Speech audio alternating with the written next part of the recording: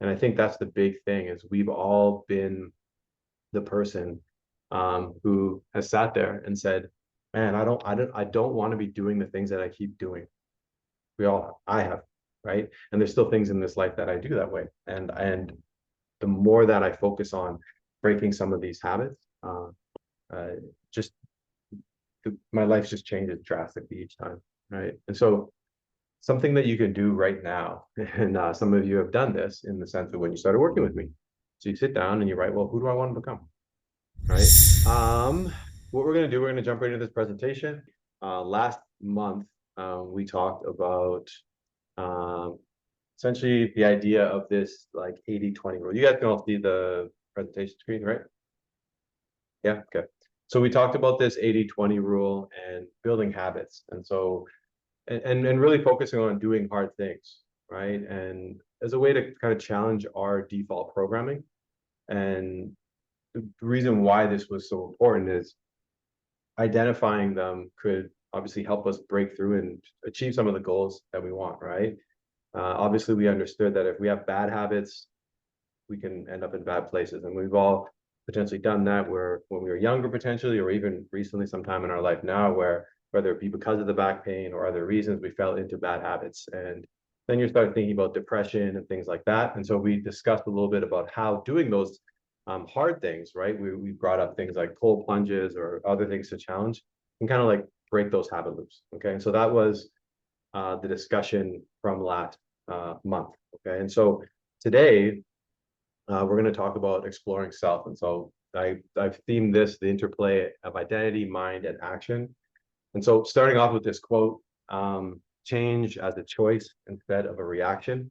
It sounds simple because it is simple, but not always easy, right? And so what we're going to talk about today are the following things. Okay. So the power of mindset, leveraging mindfulness in everyday life, mindfulness in in managing back pain or any pain for that matter, integrating strategies into daily life, and then just obviously we'll transition into discussion. Okay.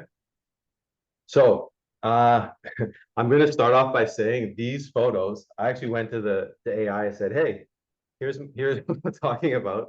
Give me some photos. So these are AI inspired photos, just in case you're wondering. Okay. So they make absolutely no sense. There's probably a reason why.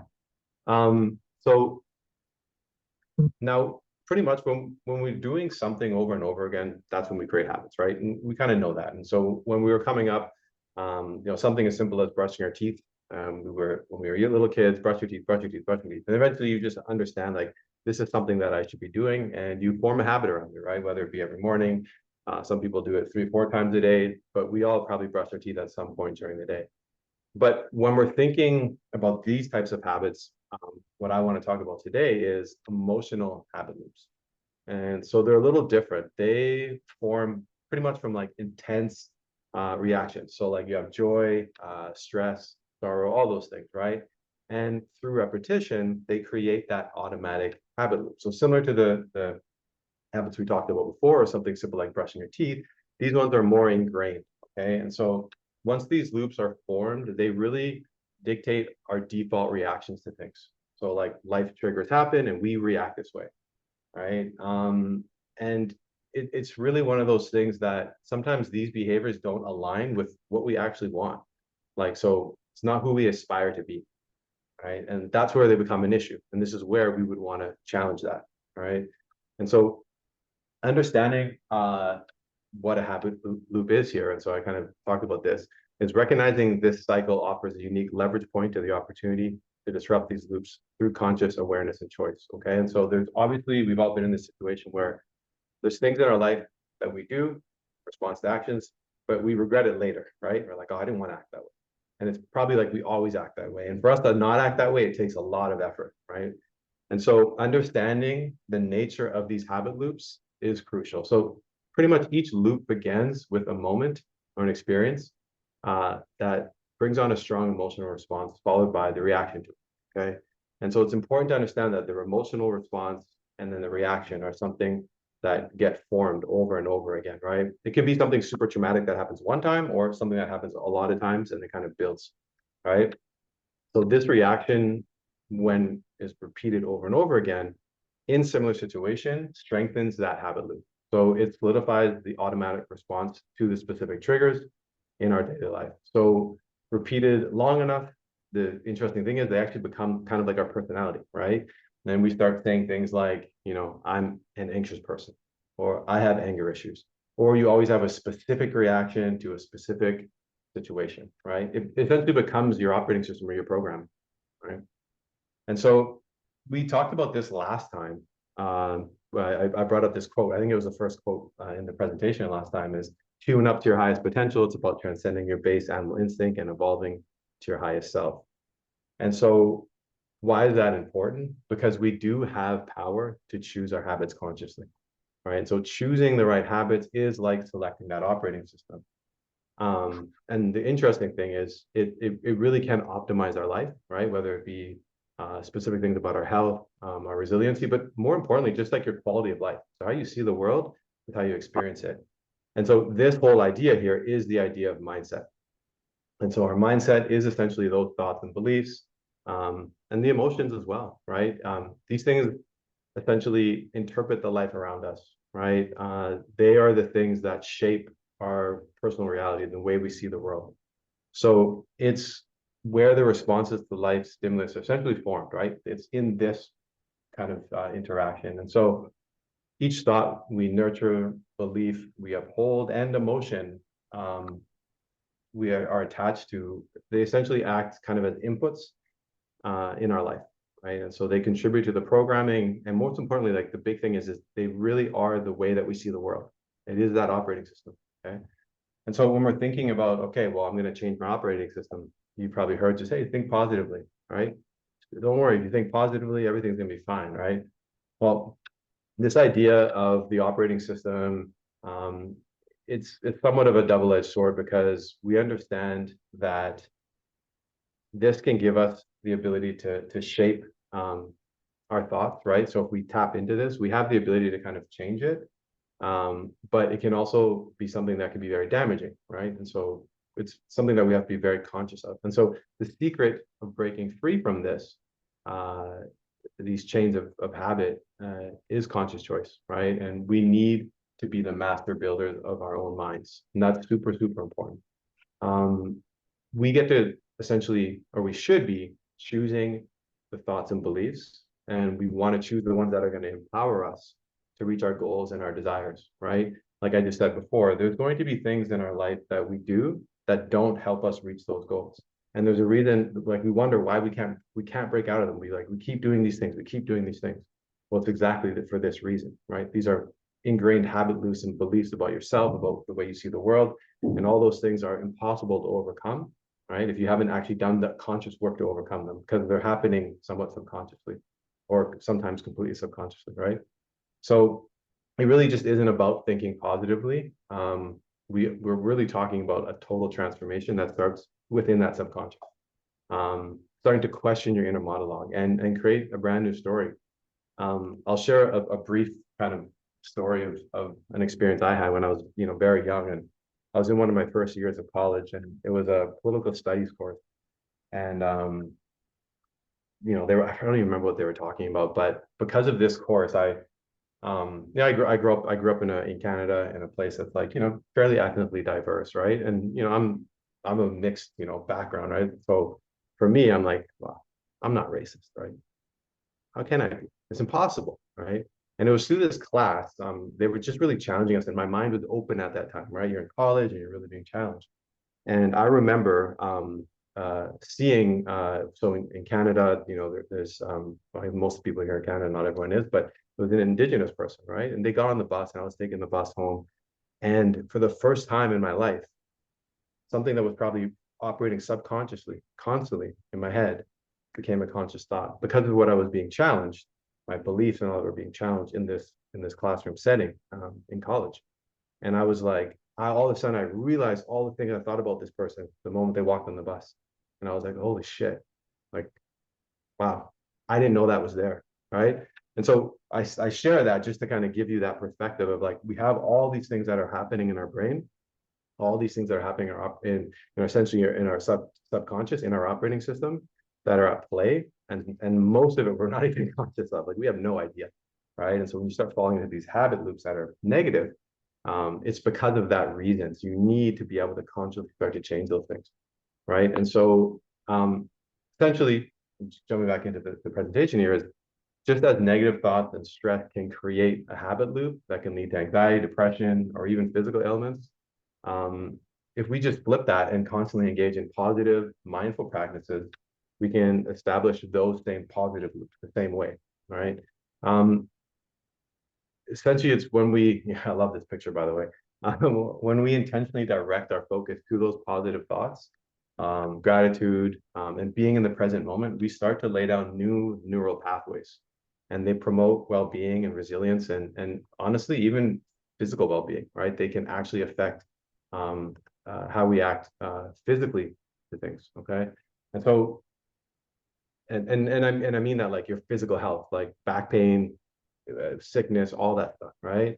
Your thoughts are a huge impact over your physical state. And we know that, unregulated, overstimulated stress, they trigger negative thoughts and worry and the negativity can affect the body. And they lead to things like tension, inflammation, and a host of all other things. Like I went and looked this up just to be sure. I'm like, we all know this. I'm like, I know this from, if I think negatively and then I'm not sleeping, all these bad things can happen. But just WebMD, just on a basic search, will say that stress and negative thoughts alone will increase or bring on the effects, or in some cases, like make it happen. High blood pressure, heart disease, stroke, obesity, diabetes, Alzheimer's, gastrointestinal problem, just asthma, a whole list. And not just a part of the list. That was a small piece, right? So conversely, positive and uplifting thoughts can stimulate beneficial psychological responses, right? And we all know, like when we work out, we get those release of endorphins, right? And we feel good, but it also increases like immune function and a whole host of other things, right? So if we understand that negative thoughts put us in that bad mental physical state, understanding the same mechanisms which trap us in the negative habit loop can also be harnessed to create positive life enhancing loops, right? So it's really that testament to how adaptable the body is. It's super resilient, and we all know this. I work out or you're feeling good and the body's amazing, like, but we all know how bad we can feel when we're not in a good place. So how do we change our thoughts, right? So the two most powerful tools that you can use in this is mindfulness, and most people think of that as just like meditation, but it's more than that. And then visualization, all right? So essentially mindfulness practices, they kind of lock us into the present moment. They reduce that impact of, past regrets or like focusing on that, or anxiety of thinking about the future. And they really allow us to start to have a tool to break free from negative loops.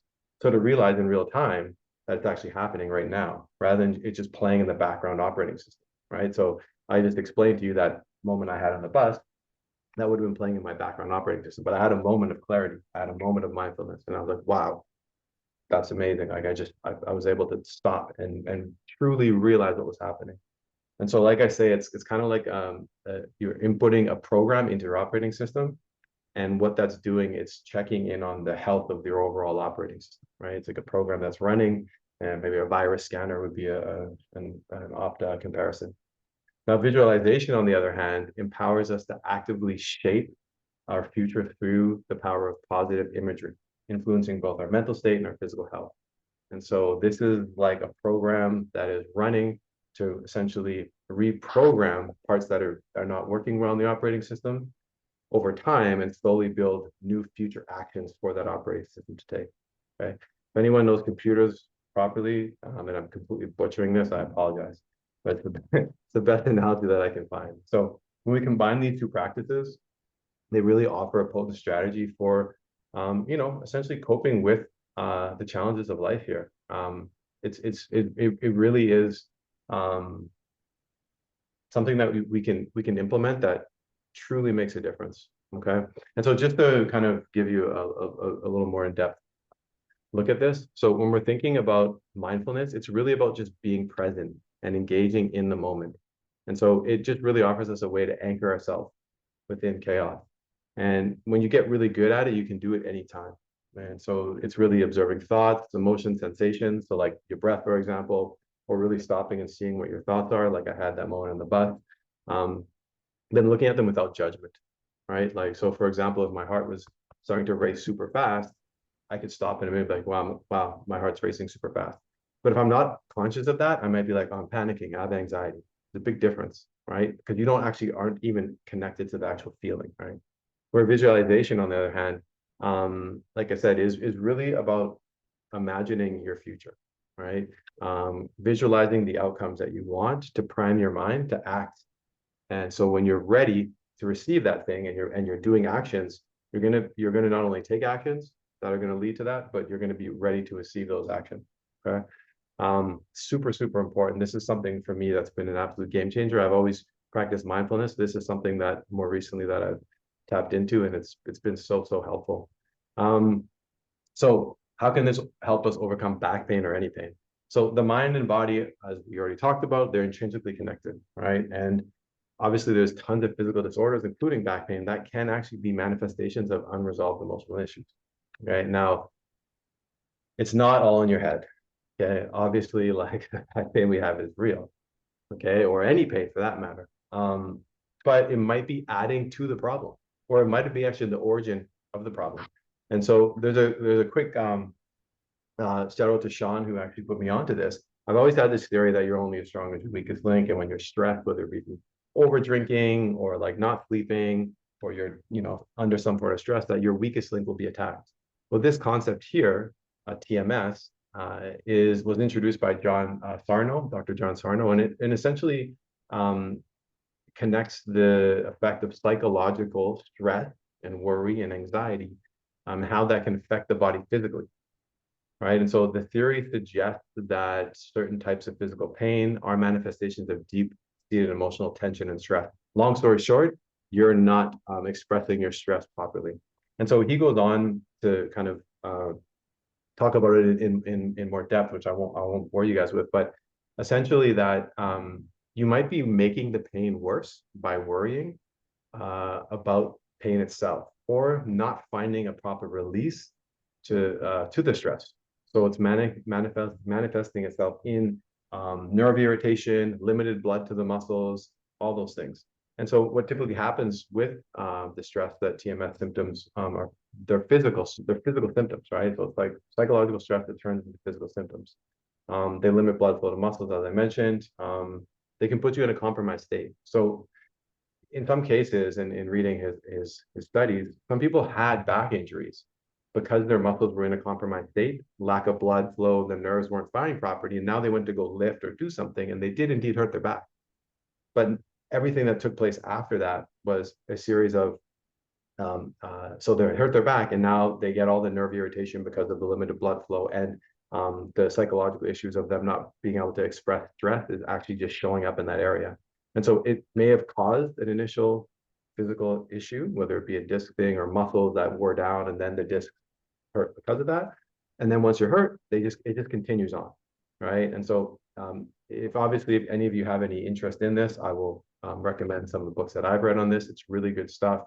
But it's not all, mental, psychologically, but it is one of those things that it could be affecting this. And so if you can optimize yourself in that space, right, you're going to be able to tackle, pain of any kind in a better way, because your body's just going to be in a better place. Okay.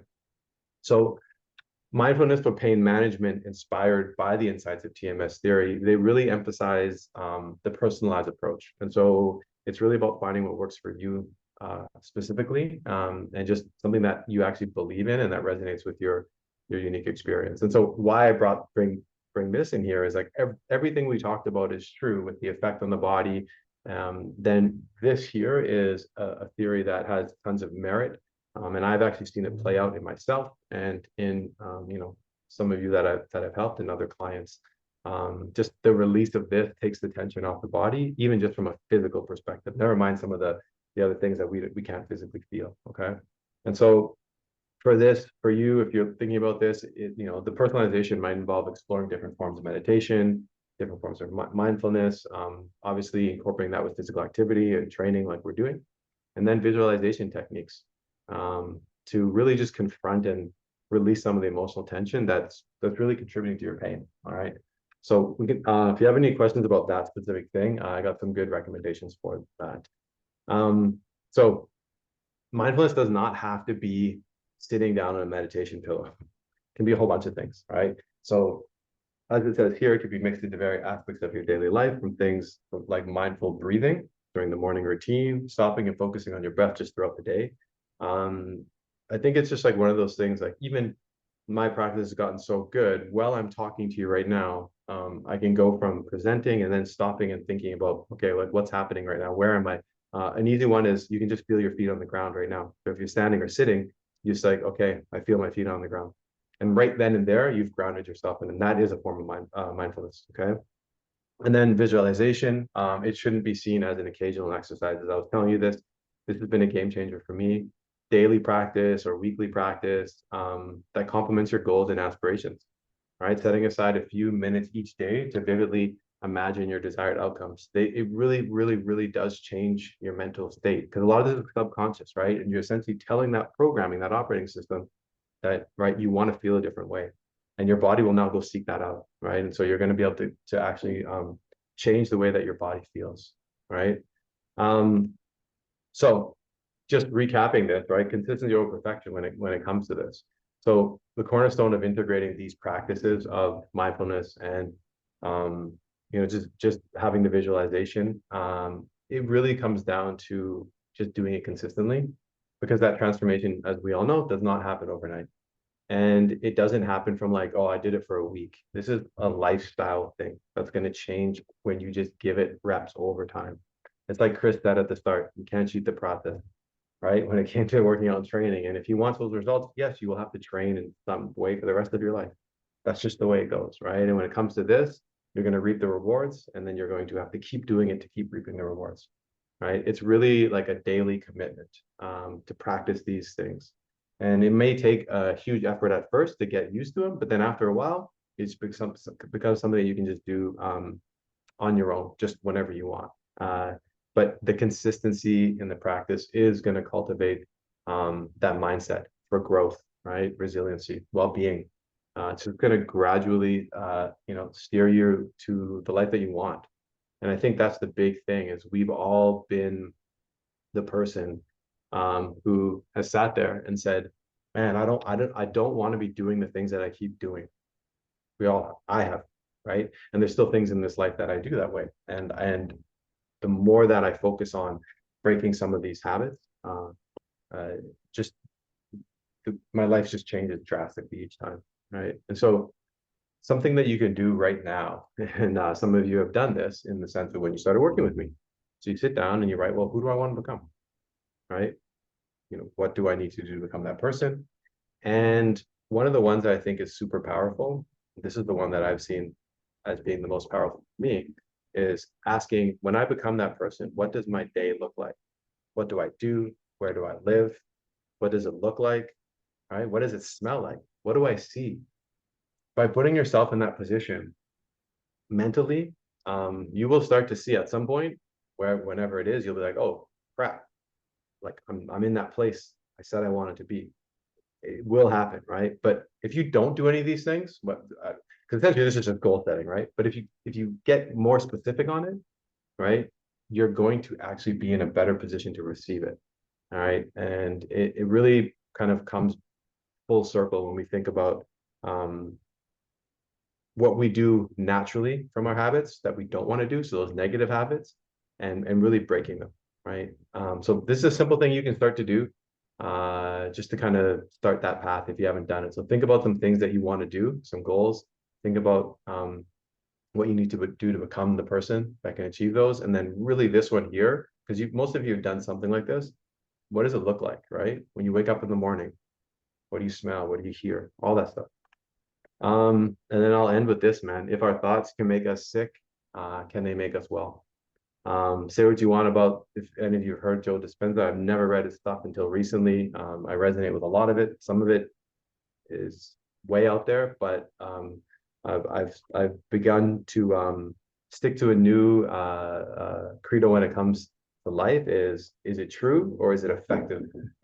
And I choose effective. So when I want a goal, I pick something that's effective and I use that thing and its effectiveness. So I actually recommend all of you definitely read some of his books because they're just very effective, and some of his tactics are very effective. Some of the things he says, whether or not they're true or not, I don't really know. But essentially, that's all I got today.